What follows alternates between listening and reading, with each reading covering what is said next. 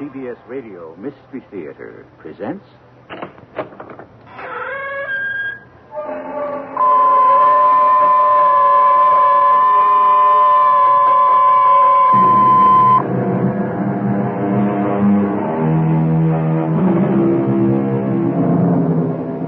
Come in.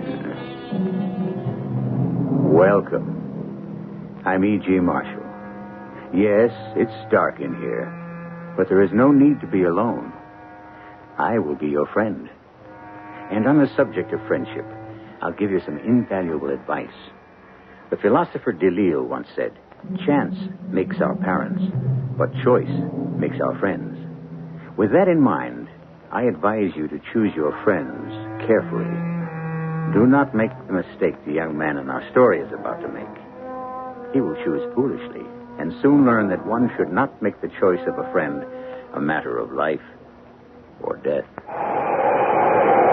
You can't keep us chained below decks forever. I'll pay you back for every lash of the whip. I swear I will. The guards, they'll hear you. Who are you? My name's Armitage. James Armitage. You're just a boy. What are you doing on this godforsaken convict ship? Penance, just as you are. Well, you will be doing it for a long. Huh? I'll be getting us all out of here, I will. How? Leave that to me. The name's Hudson. Mark it well, lad. You'll learn to bless it before I am done with you.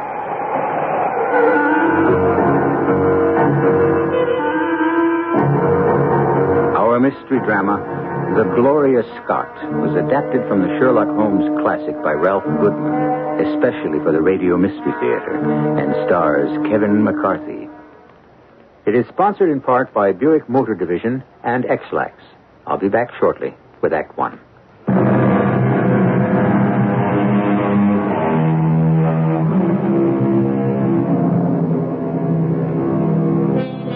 Sherlock Holmes looked upon the sea as a vast, open expanse of hypnotic tranquility, a contrast to the wheels within wheels that turn the deductive turbine of his analytical mind. But the sea is not always tranquil.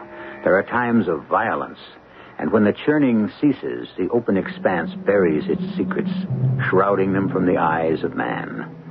It was a time such as this of which Sherlock Holmes' creator, A. Conan Doyle, speaks in this story, faithfully and fully depicted by the admirable Watson. Early in the winter of 1886, I was returning from a medical symposium, eager to see my good friend and companion, Sherlock Holmes. I soon found myself at the familiar door on Baker Street. My friend was obviously in the study, playing on his violin. Holmes was a man of many talents. I decided not to disturb him and started upstairs to my room, only to find my way blocked by the very friend I didn't wish to disturb. Watson, this is a surprise. No greater than mine at seeing you coming down the stairs, Holmes. Well, your violin. Coming from the den, of course. But I don't understand. How is it possible? For me to be here on the stairs and in the den at the same time. Yes. No. All very simply explained. If you will follow me, Watson. Now, take a look in the den. Well, it's empty. On the table, in the far corner. Oh, what a strange-looking contraption. Newly arrived from America, Watson. A gift of a dear friend. You remember Miss Adler? Irene Adler, yes, of course. On a world tour with her new production, The Grand Deception. And as a token of her friendship, and perhaps to symbolize the play, she has sent me a working model of Mr. Edson's experimental voice recorder. Well, I merely substituted the violin for the voice. Gosh, you mean that music is coming from that little gadget? Yes, Watson. I went up the stairs to see how far the sound would travel, and I was just descending as you came in. Here, let me turn this off. Well, I say I am glad to be back. By the way, I stopped off to pick up the post. There's a package here somewhere for you. Yes, so I see, Watson. It's the small one. Some circulars, advertisements, My medical journal. The small one, Watson. Oh, why, yes, so it is. Now, how did you know that? The small one has been sent by registered mail. The one I've been expecting was to be sent by registered mail. Elementary, my dear Watson. You've been expecting this parcel? Yes, Watson. Now, if you'll hand me those scissors, I'll snip this twine and we'll have a look-see at the contents of the mysterious oblong box. Mysterious oblong box? Mysterious to the gentleman who first received it. He has asked me to have a look at it. Interesting. A tarnished silver cylinder containing a single sheet of slate gray paper. There's something written on it. Bring the lamp a little closer, will you, Watson? Written by an old man, I should say. Wouldn't you, Holmes? Rather a feeble hand. Not feeble. Unskilled in the art of writing. There is a difference. Notice the spelling of the words believe and receive. The sender is unfamiliar with the simple rule of I before E except after C. But you are right about his age. Oh, well, In his 50s, I would say. Well, now, how would you know that? The style of penmanship, this form of calligraphy, went out of fashion 30 years ago. Oh, yes, of course. Can you make it out, Holmes? Yes, now that we have sufficient light, it says, Headkeeper Hudson, we believe, has now been told to receive all orders for fly paper and for the preservation of your hen pheasant's life. Yes. Go on. That's it, Watson. The entire message? Yes. Are you sure you read it correctly? Positive. Oh, that is strange. Yes, doesn't seem threatening at all. I wonder why that worries my friend Trevor so much. An easygoing young man, not easily disturbed. Trevor? Victor Trevor? The young friend you introduced me to during your stay at college? That's the one. I met him accidentally one morning on my way to chapel when his bull terrier froze to my ankle. You recall the incident, don't you, Watson? Yes. Ridiculous. The stubborn dog was determined to become your permanent companion. It didn't seem amusing at the time. Laid me up for days. But Victor came around often to apologize, and by the end of the fall term, we'd become close friends. I hate to see a good friend in a dilemma. Victor's worried enough about this package he received in the post to send it on to me just as he received it. Well, he has no idea who sent it? Not an inkling. Here enclosed is the original wrapping. No return address, which, of course, does not help to enlighten us as to the name of the sender. There is one small clue, however, conveniently provided by the Postal Service. Oh? Origin of mailing, place, time, date. Of course. The postmark, yes. King's Cove, the 25th of last month, 10 a.m. King's Cove.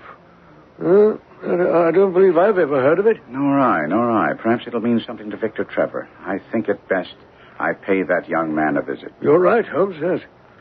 First thing in the morning, we leave for Doningthorpe in Norfolk. Can you make it? Well, I'll telegraph Victor and let him know we're coming. Bully for you, Watson. And if I can somehow decipher this innocent-sounding missive, I have a feeling that you and I won't be bored much longer.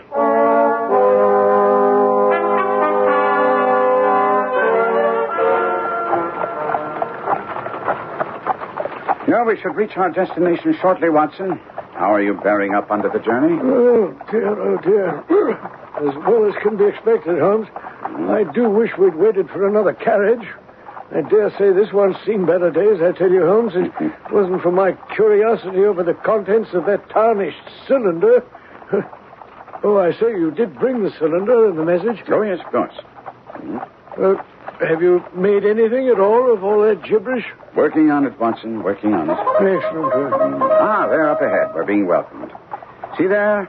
Beyond those manicured gardens, the Trevor estate. I say, I had no idea young Trevor had such wealth. Family wealth. Victor's father, Sir James Trevor, is the lord of this manor. Victor lives with his father. Just the two of them in that spacious mansion? 3 quarreling servants, as I recall. This is getting more intriguing every moment. Hurry the driver along, will you, Holmes? Both my back and my curiosity can take it no longer.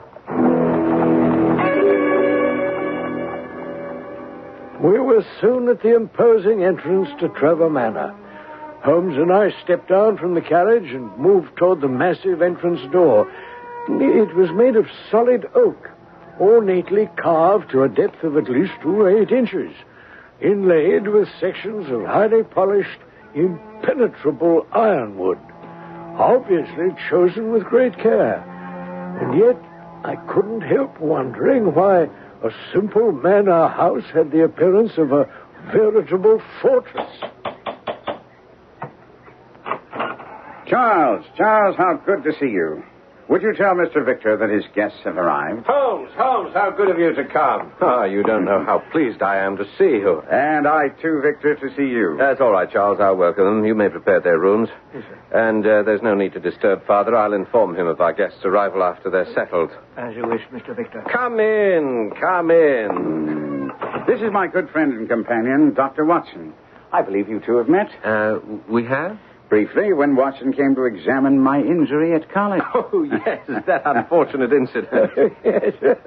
Oh, dear. When your bull terrier froze to Holmes's ankle on the way to chapel. Ridiculous situation. Yes, those were happy days, weren't they, Holmes? Happy for your bull terrier, I wager. At any rate, it's good to see you smiling. You looked so grim when we first entered. Did I? Well, as you know, I have been concerned about the package. It was sent to Father, actually, and I intercepted it. He hasn't been well. Oh. Victor? Whom are you conversing with? Do we have guests? Yes, Father. Distinguished guests. Mr. Sherlock Holmes is here with his friend, Dr. Watson. Sherlock Holmes. The Sherlock Holmes, the celebrated detective about whom one hears so much these days? You are much too kind, Sir James. Oh, yes. Sir James. You've heard about the recent honor bestowed upon me by the Crown. And deservedly so. You have been one of His Majesty's most distinguished jurists. Oh, yes, indeed. Oh, allow me to introduce my good friend, Dr. Watson. An honor, sir. I do hope our untimely arrival has not disturbed your rest. Untimely? Unexpected is more like it. Oh, I say. You did receive our wire, Victor? Yes, I'm sorry. I neglected to inform Father. No matter. You are here, and I'll have Charles prepare your room. That's all taken care of, Father. I see. You can't wait to take charge here, can you, Victor? Father? Well, I'm not dead and gone yet. Seat your guests. I have an important matter to attend to. If you will forgive me, gentlemen, I'll see you at dinner. Let me help you to your room, Father. Leave me alone, Victor. I'll manage to stay alive without your help. Oh, dear. Feisty old gentleman, isn't he? Quite changed since I saw him last.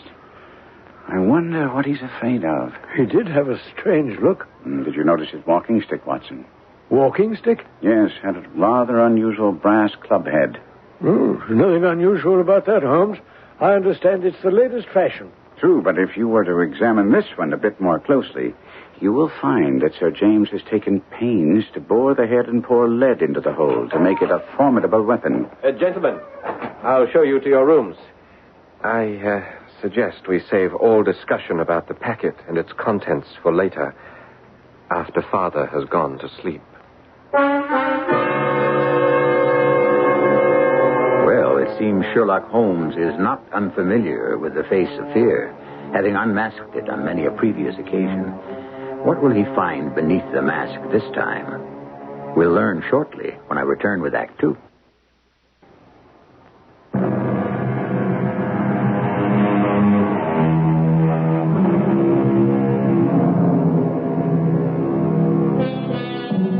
The Mystery of the Gloria Scott is one of Sir Arthur Conan Doyle's most unusual tales. It is unique in that of all the tales of Sherlock Holmes, as recorded by his good friend Dr. Watson, there is no other adventure in which fear proves to be as strong as death, and the mystery that shrouds that fear as silent as the grave. But it is best we let Watson continue with the story. That evening, we dressed for dinner, Holmes and I, in hopes of learning more about the packet Victor had sent to Holmes for his perusal. Our hopes were in vain, however, for during dinner, both Victor and his father remained silent, Holmes' attempt at chit-chat was failing miserably. Marvelous dinner, Sir James. Yes. Yes, it will do. I'd almost forgotten. A magnificent table you spread, sir. It's been some time since my visit here with you and your son. Yes, of course. Sometime. Pass the salt lick. You recall, Father, it was 3 summers ago we went fishing on the lake. Yes. Of course, Mr. Holmes doesn't have time for such frivolity these days. He's become quite a celebrated figure. We read about you all the time, Holmes. Oh, well, then, you've read the account of the Hound of the Baskervilles, eh? If it wasn't for Holmes' amazing deductive powers... Yes, Watson. I'm sure Sir James is not the least bit interested. As a matter of fact, I found it all quite hard to believe. Father. And those fabled deductive powers of yours, Mr. Holmes. Would you care to put them to a test? A test, sir? Here, at the dinner table. Father, I'm sure Mr. Holmes is... I'd be pleased to oblige you, Sir James, but in order to perform, I need a subject. May I use you, Sir James? Me? Why not? But I must warn you. All my life I've been an island unto myself. We have spoken very little since your arrival here. There's no need for you to say anything. Your hands speak for you, Sir James.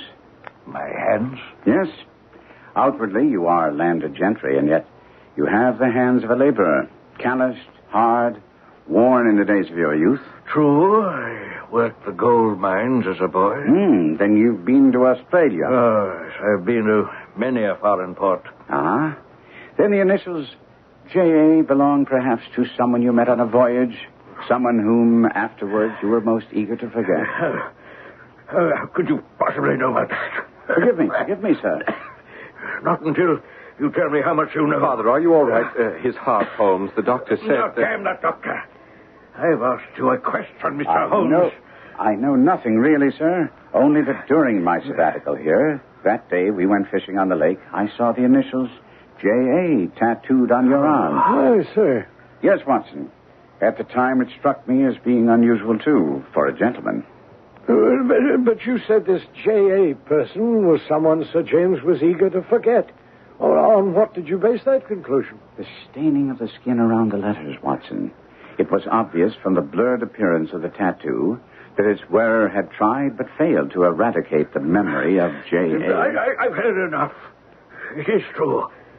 I once knew a J.A., but we won't talk of it no more. But, Father, if you are in some sort of danger, Mr. Holmes here is a good friend. I'm sure he'd be more than willing to help. I said we will speak of this no more. Give me Mr. Holmes. The past is a closed chapter of my life. Charles, you may serve the brandy now. None for me. Prepare my room. If you'll excuse me, I'd best get to bed. Not that I'll sleep tonight. Of all the ghosts of the past, the ghosts of the sea are the worst.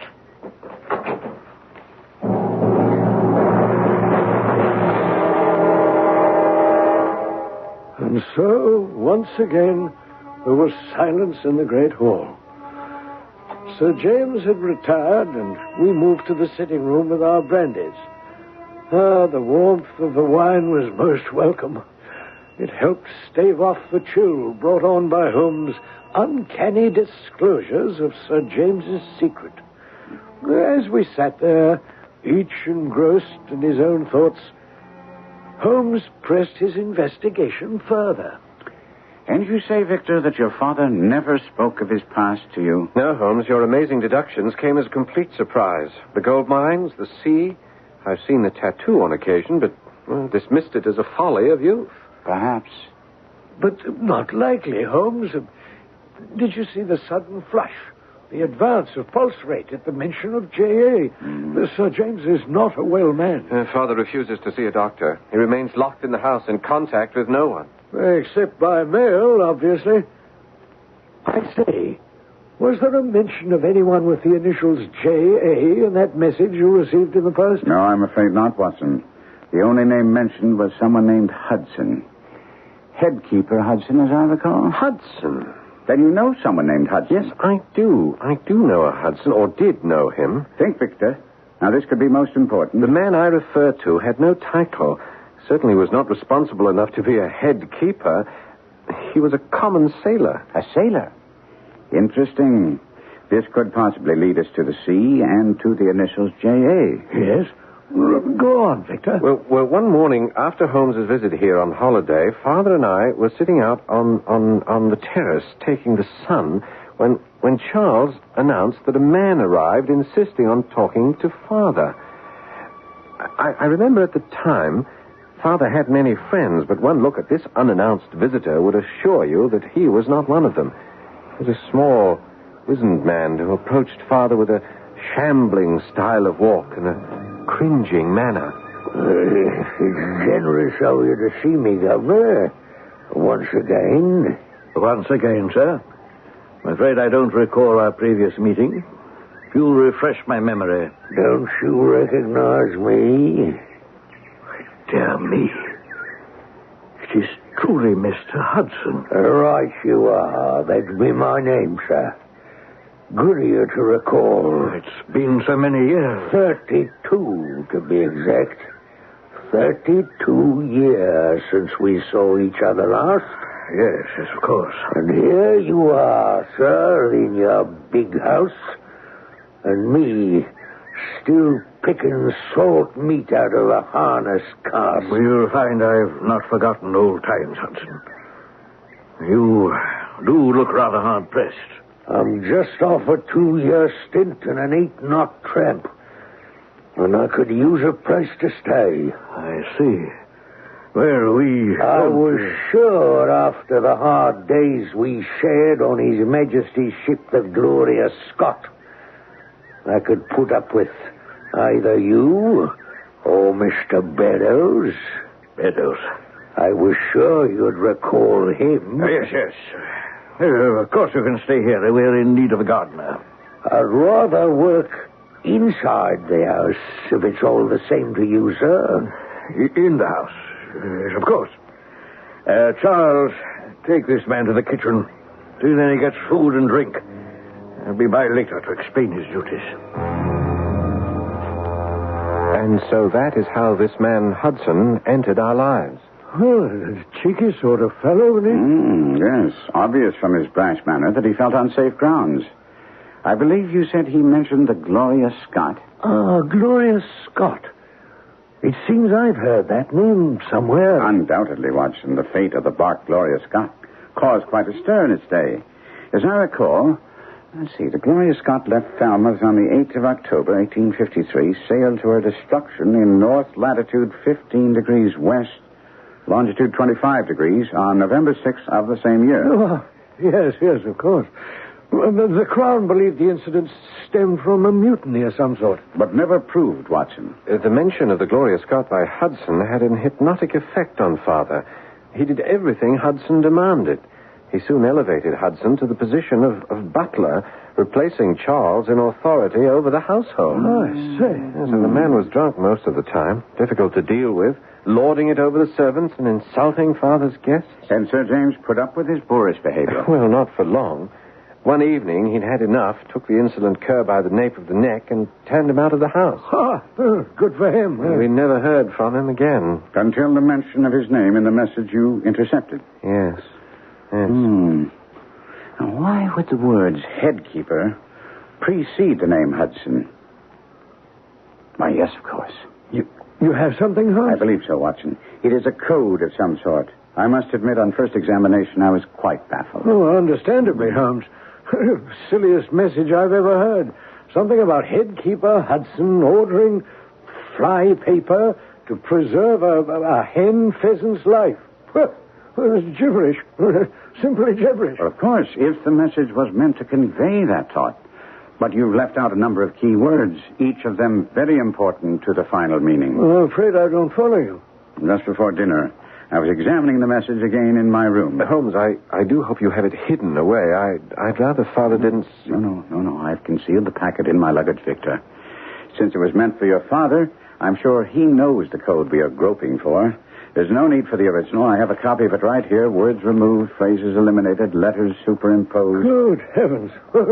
You've tried just about everything, haven't you, Holmes? Yes, without success, as you can see.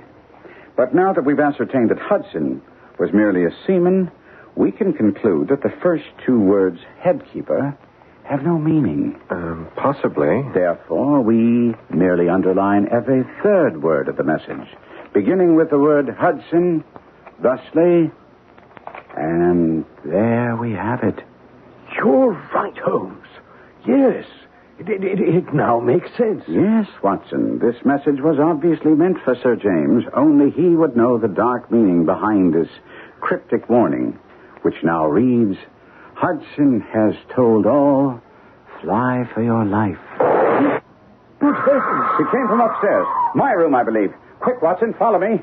If the cause of that gunshot is what I think it is, I'm afraid we are already too late.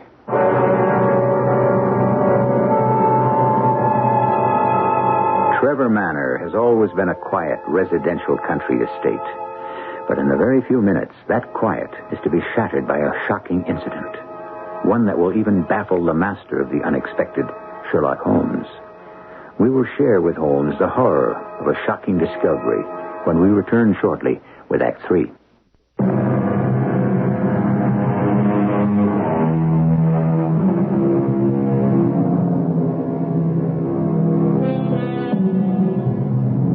Monuments.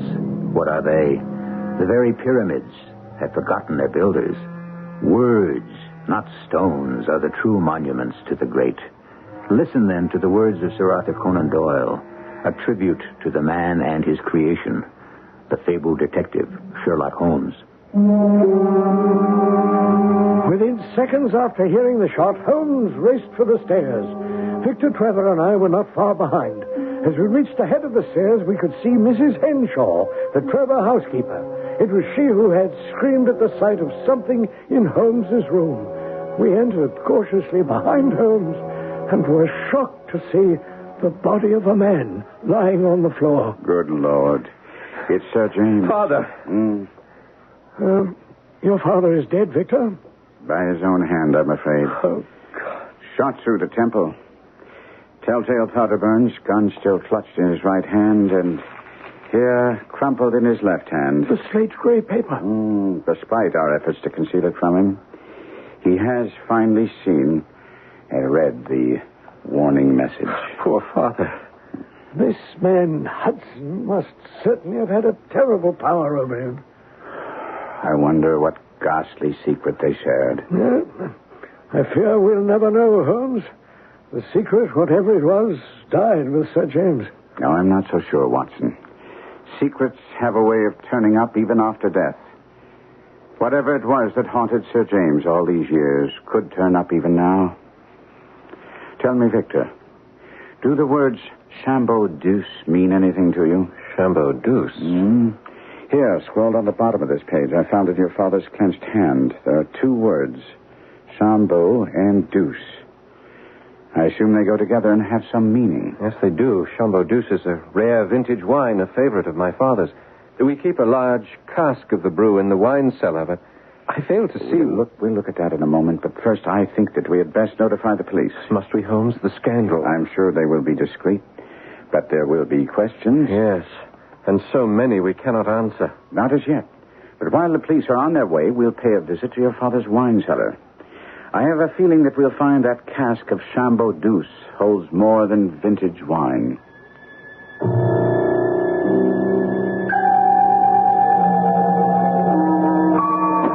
Steady with that candle, Watson. Here's the door to the wine cellar. The key is just above your head, Holmes. Here, allow me... I haven't been down here in months. There we are. Now, if you gentlemen will step aside... Dear, I must agree with you, Victor, when you say you haven't been down here in months. I don't believe anyone has. Look at those ugly spider webs. Yes, but someone has been here not too long ago. See there, a recently broken web in the far corner. Well, that's where Father stores his keg of Chambeau Deuce. If you will lead the way, Watson. There in the far corner, Doctor. We're right behind you. Yes. Oh, it's a rather large cask. Quite old, I'd say. Yes, and very interesting. A seagoing cask at that. You're quite right, Holmes. I never noticed. Bring the light a little closer, would you please? The cask is rather large. Large enough to contain a man's body, wouldn't you say, Watson? Good heavens, Holmes. You're not suggesting... No, of course not, Watson. Merely making a passing observation. Oh, well, I suppose anything is possible, Holmes, but I fail to see how one is able to stuff a man's body through a 3-inch bunghole. If you'll examine the structure of the barrel, you'll find it's quite sturdy. Impenetrable. The seal hasn't been broken. Quite good, Watson, quite good. Actually, I did not expect to find anything in the cask, but perhaps behind it. Behind it? Look at the floor, gentlemen. These track marks. This cask has been moved from time to time and returned to its original position. Why, you're right, Holmes.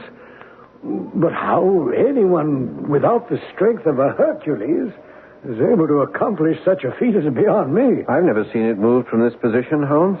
There's something behind that cask that your father wants us to see. If you gentlemen will step aside. Here it is. A dust-free corner at the top of the casing. I wager if one were to apply pressure to this point. I say, but it's moving. So it is, Watson. And what have we here? A small recessed compartment in the wall. The candle, if you please. Yeah? Your father took great pains to conceal whatever he has placed in here, Victor. Have you any idea what it could be? No, none at all. We have a wall safe in the house. All our valuables are kept in there. Both Father and I have a key. But this, Victor, this was not meant for your eyes until now.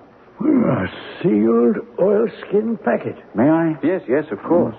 It's rather sturdy, but with this pocket knife of mine should... There we are. Well, what have we here? A book of some sort. Yes. Almost destroyed with age and exposure to the elements. I say, it looks like a ship's log. That is exactly what it is, Watson. The log of the ill-fated bark, Gloria Scott. The one Hudson mentioned. I wonder how Father... This may explain, Victor. A letter addressed to you.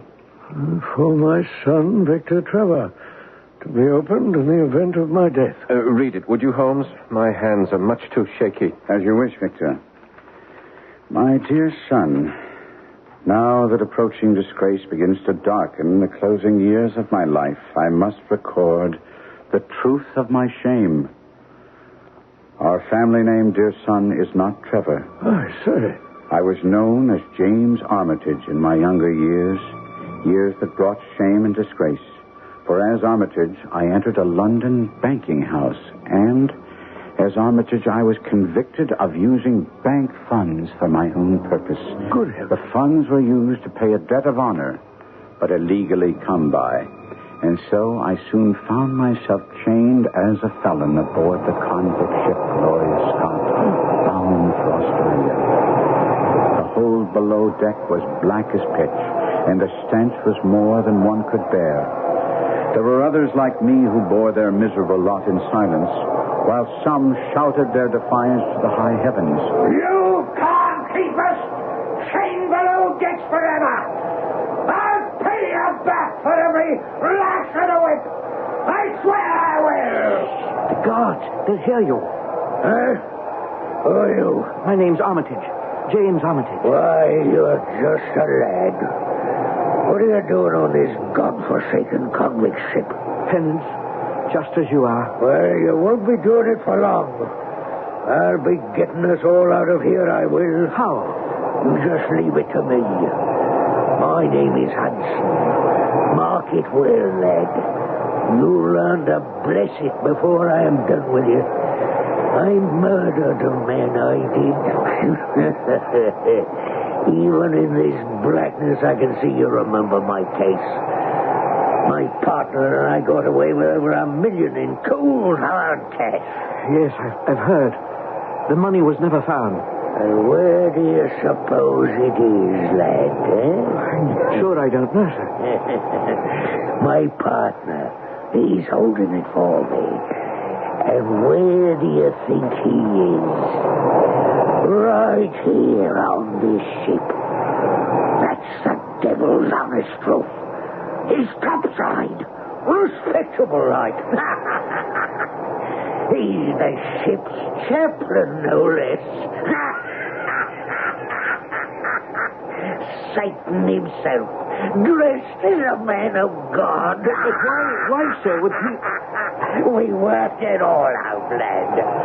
A way for him to come aboard with enough money to buy the crew. By now, this floating coffin is ours from keel to main truck.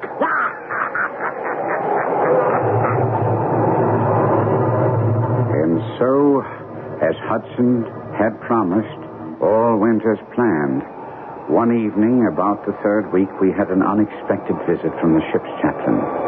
He'd come to give the last rites to a dying prisoner. And when he left, Hudson, freed of his chains, soon freed us all. We fought our way to the upper deck, and soon the roar of muskets were in our ears. Hudson and the sham captain led the bloody mutiny. We've not one pound away. Not one pound of witness but Believe me, my son, when I say there was never a slaughterhouse like that ship. The chaplain was killed in the fight. Others were falling all around. Only 3 of us escaped the Holocaust. Hudson, myself, and a young seaman named Beddoes. Beddoes?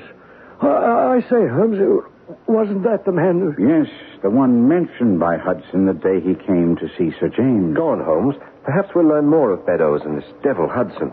As we pulled away from the Gloria Scott, Hudson, Beddoes, and I could hear the sounds of mutiny fade away.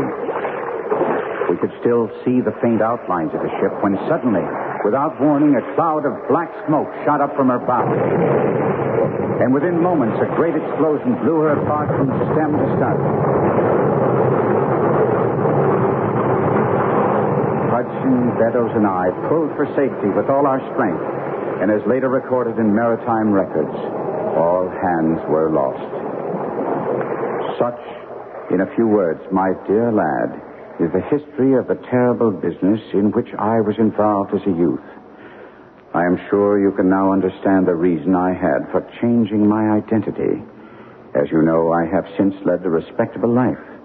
Imagine then my feelings when, in the seaman who came to see us, I recognized instantly Convict Hudson, the man who led the mutiny. Oh, dear. Chilling tale, indeed. Young Beddoes was a hired hand aboard ship and completely innocent of wrongdoing. Beddoes and I have been in touch with each other from time to time. I pray this confession will keep him safe. I say, of course. It was Beddoes who sent the warning to Sir James. Yes, Watson. Yes. I do hope this man Beddoes is safe and well. Fortunately, no one knows his identity. One man still does, Watson. A man I'm sure we have not heard the last of. A scoundrel named Hudson. As it turned out, Holmes was right. After a police investigation of Sir James's suicide, we returned to London. Holmes delivered the log of the Gloria Scott and the letter written by Sir James in hopes of clearing the seaman Beddoes of any charges. After reading the evidence, the court agreed to record Beddoes' innocence and seal all records against the possibility of public scandal. Well, some months went by, and Holmes had forgotten all about it when a reminder turned up in the post. I've just received a letter from Victor Trevor. Would you believe, Watson, he's in India. India? Mm-hmm. Oh, really? Yes. Says he sold the Trevor estate and is trying his hand at tea planting, of all things. Doing rather well at it. Good for him. Strange case, the Gloria Scott. Yes. I checked with the local police. No word on Hudson, and they haven't had any success in locating this man Beddoes. Both men seem to have vanished into thin air. Unusual, to say the least. I think it most probable that Beddoes, having heard of Sir James' demise, revenged himself upon Hudson and fled the country with as much money as he could lay his hands on. But Beddoes was a poor seaman, as was Hudson. Where would he get the money? From the sale of the Trevor estate. You mean he was given the money by Victor Trevor? Yes, Watson. A sympathetic ally whom he knew would say nothing, not even to his closest friends. And what better choice could Beddoes make than Victor Trevor? A young man who learned firsthand what it means to be haunted by the past.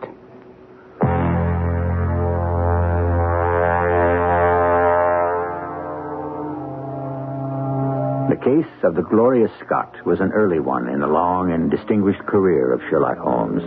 His creator, Sir Arthur Conan Doyle, dates the adventure for us, but the late H.W. Bell suggests it took place close on the heels of another fascinating adventure, the Musgrave Ritual.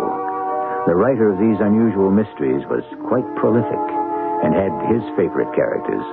One of them was the seaman Hudson, of whom we shall hear more when I return shortly.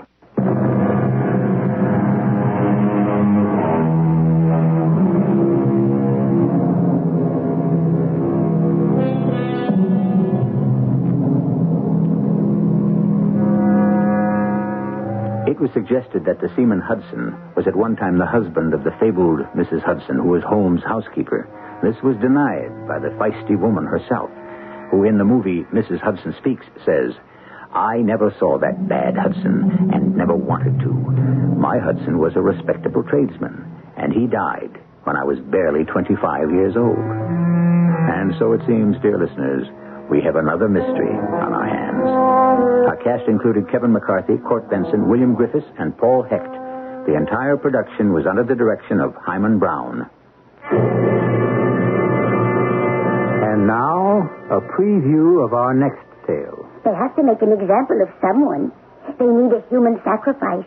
In what better time than the Jubilee? They're here. Open this door at once. Well, Lita, release the auto lock and let the gentleman in. Otto, you can still get away. This is the elite guard. Open this door immediately. Please, Otto, what if the plan doesn't work? We have to take that chance. Open immediately or we'll blast the door open. You want the chance too, don't you, Lita? What it could mean to all of us. Otto, what if the general doesn't agree to your plan? Open the door, Lita. But what if he suspects me? Suspect such a sweet little old lady? Oh, come now. Oh, it could all be for nothing. For nothing. We're coming in, Professor.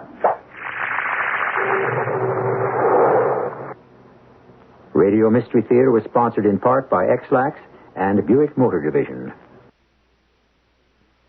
This is E.G. Marshall inviting you to return to our Mystery Theater for another adventure in the macabre. Until next time, pleasant dreams.